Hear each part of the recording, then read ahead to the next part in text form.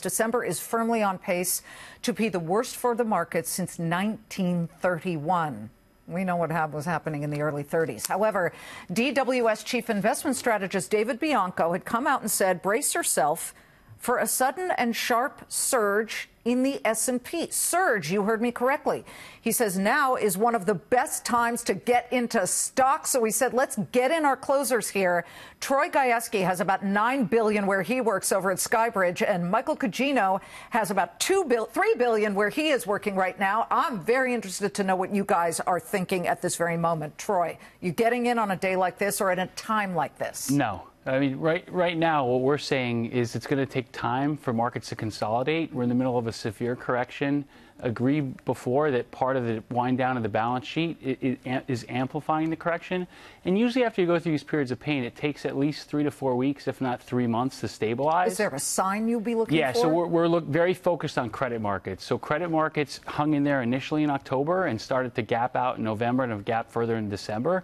So when credit spreads get around 500 to 600 over in high yield and we start to see stability there, levered loans get back to the high 80s or low 90s, and they stay there for an extended period of time, call it 3 to 5 weeks, that will be as good of a buy signal as you're going to get. So Bianco has good opinions.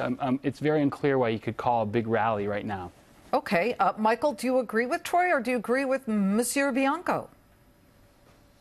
Well, I mean, equities are so beaten down that you could see a snapback, rally, surge, whatever you want to call it. Sure, absolutely. But I think the bottoming process is continuing. It started this fall and it's continuing. So I don't think you need to rush and do anything, but you do want to start to look at your stories, where you want to be positioned, look at the macro factors, global economy, politics, monetary policy, et cetera, and begin to position yourself for long term. We're long-term investors, so that's how we think. And I think, like one Facebook? thing we would look at right now. Yeah, you said Facebook and gold.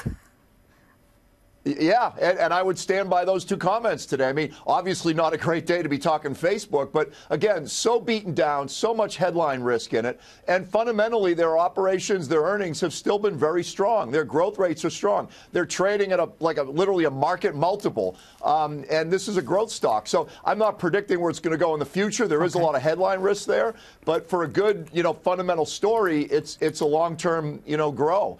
On gold, I mean, gold is trading at 10-year lows versus the price of equities. So, in a mixed economy, fear factor, potential recession issues, that's not a bad asset to own, and you're buying cheap. So in both cases, buying low.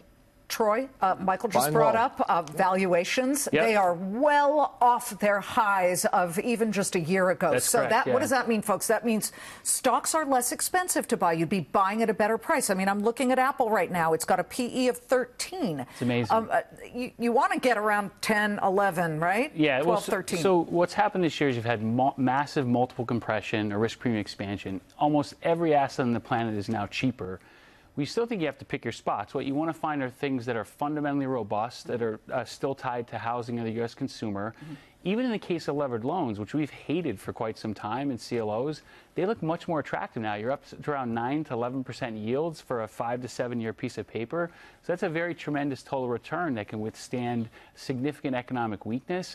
You have to line up your opportunities now, but we still think it's too early to deploy capital until you get a little bit more stability. Mike, we've got 15 seconds. Are you optimistic? Does this bother you what the Fed did today overall?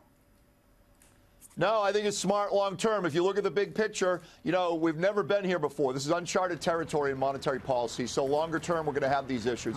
I'm more conservative on the bond side, short duration, high quality balance sheets.